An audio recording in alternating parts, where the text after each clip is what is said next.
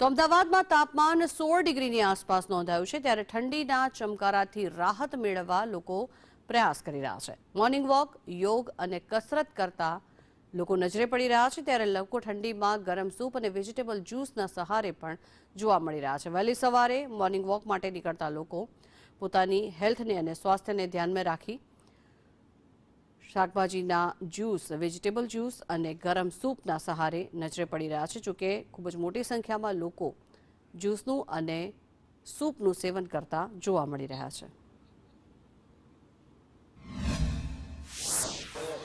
રાજ્યમાં ઠંડીનો ચમકારો જોવા મળી રહ્યો છે અને ઠંડીના ચમકારા વચ્ચે લોકો ઠંડીથી બચવા માટે અલગ અલગ નુસ્ખાઓ અપનાવતા હોય છે। ત્યારે વહેલી સવારે જ્યારે લોકો મોર્નિંગ વોક પર નીકળે છે, એક્સરસાઇઝ કરવા નીકળે છે, ત્યારે તેઓ વિવિધ પ્રકારના અલગ અલગ જે સૂપ છે તેનું પણ સેવન કરતા હોય છે, જેથી કરીને ઠંડીથી રાહત મેળવી શકાય। અલગ અલગ સૂપ હોય, અલગ અલગ કાવા હોય, તેનું જે સેવન કરીને લોકો આ પ્રકારે ઠંડીથી આંશિક રાહત છે તે અનુભવી રહ્યા છે। અત્યારે જોઈ શકાય છે કે જે આ ઠંડીનો ચમકારો છે અને આ જે કાવાનું સેવન કરો છો, કેવું લાગે છે? ઠંડી ઉડી જાય?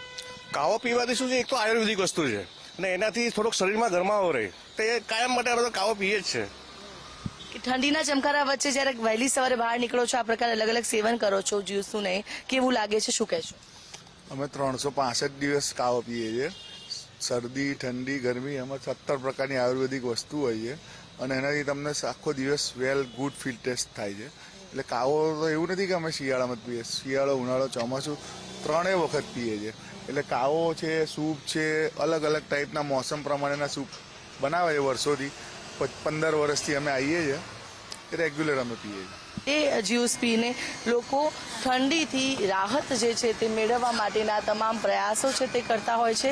એટલે કે ઠંડીનો ચમકારો એક તરફ છે, બીજી તરફ લોકો વહેલી સવારથી જ મોર્નિંગ વોક કરવા માટે આવી જાય છે અને મોર્નિંગ વોક અને આ એક્સરસાઇઝ કર્યા બાદ આ પ્રકારે જે ફ્રૂટ જ્યુસીસ હોય અને આ કહાવા હોય કે સૂપ હોય તેનું સેવન કરતા જોવા મળી રહ્યા છે। કેમેરા પર્સન મનીષ વાણિયા સાથે આયુષી યાજ્ઞિક, સંદેશ ન્યૂઝ, અમદાવાદ।